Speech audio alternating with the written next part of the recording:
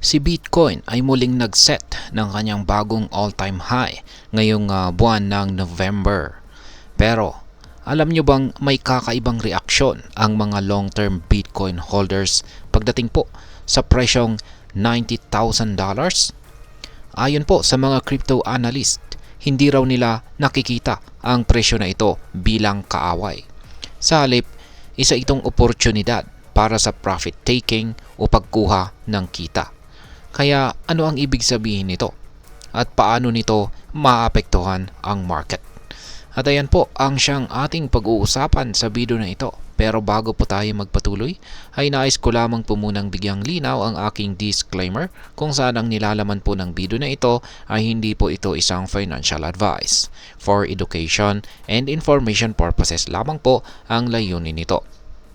Yan. Sa mga hindi po nakakaalam ay ano nga ba ang long-term Bitcoin holders? Ang tinatawag po na long-term Bitcoin holders ay mga investors na may hawak ng kanilang Bitcoin sa loob ng hindi bababa sa 155 days o mahigit pa. Karaniwan sila ang mga pinakamatibay na players sa crypto market dahil sa bihira lang silang magbenta, maliban na lamang kung naabot ang kanilang target na presyo.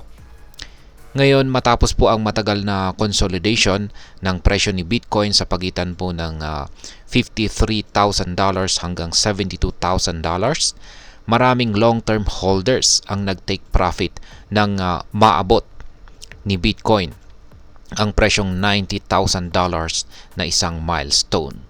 Para sa kanila, ang halagang ito ang unang target para kumita mula sa kanilang matagal na pag-hold kay Bitcoin.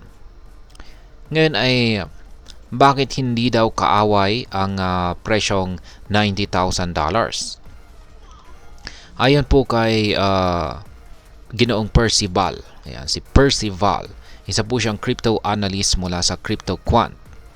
Ang presyong $90,000 ay hindi itinuturing na hadlang o enemy ng mga long-term holders.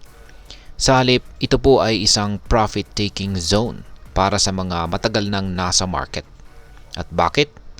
Meron po tayong tatlong mga pangunahing dahilan dyan. Unang-una ay ang tinatawag po na historical resistance level. Matagal na pong naghihintay ang mga holders, yan, mga Bitcoin holders, na maabot ang presyong ito. Dahil ito ang unang psychological milestone mula sa dating all-time high ni Bitcoin na nasa presyong $73,800. Pangalawa ay ang strategic profit taking. Hindi ibig sabihin na ibinibenta nila ang lahat ng kanilang Bitcoin. Ayan, ibig sabihin hindi po sila nag-all in na nagka-cash out. Kadalasan ay nasa 1% lang ng kanilang holdings ang kanilang binebenta para malak ang kanilang profit at makukuha ng puhunan para sa ibang mga investments. At pangatlo ay ang tinatawag naman po na market absorption. Ang pagbebenta po ng long-term holders ay hindi po gaanong naapektuhan ang presyo dahil mabilis itong na-absorb ng mga bagong investors, lalo na ang mga exchange-traded funds or mga ETF. Sa katunayan, ayon po sa datos ay nasa $4.09 billion ang pumasok na sa spot Bitcoin ETF mula nang manalo si Donald Trump bilang Pangulo ng US.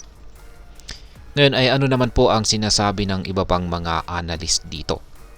Maraming mga prominenting Bitcoin supporters ang optimistiko tungkol sa direksyon ng presyo ni Bitcoin. At meron po tayong dalawa dito na kilalang mga analyst. Unang-una ay itong si Ginoong Michael Saylor ng MicroStrategy.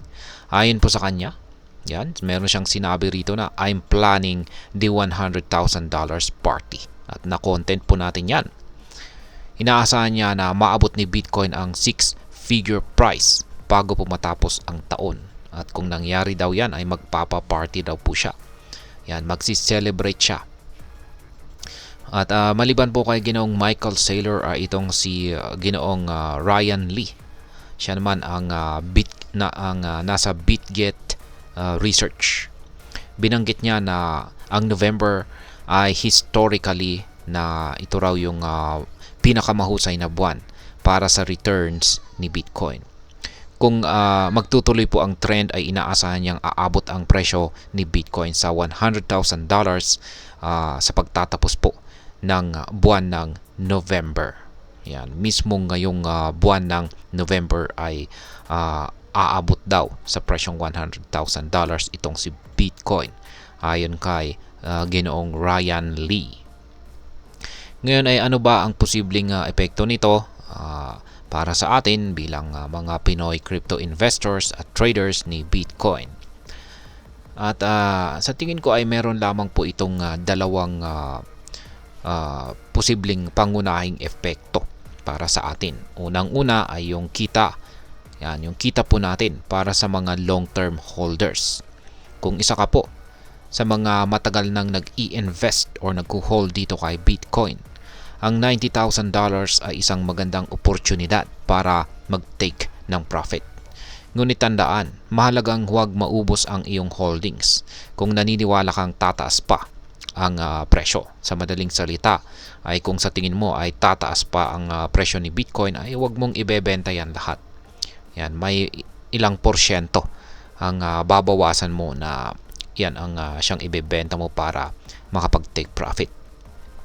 Pangalawa ay ang oportunidad para naman sa mga bagong investors. Sa kabila po ng mataas na presyo, marami pa ring mga analyst ang naniniwalang may natitira pang room. Yan, room for growth. Ang kasalukuyang pullbacks ay maaring maging entry point para sa mga bagong gustong mag-invest or pumasok dito kay Bitcoin. Kaya yan, maraming ang nagtatanong kung pwede na bang pumasok. Mas maganda kung pag hintayin natin yung tamang entry point. Yan, yung mga pullbacks. Ngayon ay ano naman po ang aking masasabi tungkol dito? Para sa akin, ang $90,000 na milestone ay patunay po ng patuloy na paglago ni Bitcoin bilang isang global asset. Ang profit taking ng long-term holders, yan, ng mga long-term holders ay natural lamang at hindi po dapat ikabahala. Sa halip, ito po ay nagpapakita ng matatag na demand mula sa iba't ibang bahagi ng market, lalo na sa mga institution. Sa mga Pinoy investors, mahalagang maging edukado sa mga galaw ng market. Gamitin ang $90,000 milestone bilang aral, magkaroon ng malinaw na profit targets, at huwag basta-bastang magbenta o bumili ng walang sapat na kaalaman. At ayan, hanggang dito na lamang po tayo sa video na ito mga ka-crypto. Sana po ay inyong nagustuhan ang aking paliwanag sa video na ito. Kung inyo po itong nagustuhan, pakiclick lamang po ang like button nito. Marami pong salamat sa panonood. Ingat po tayo lagi at God bless po sa ating lahat.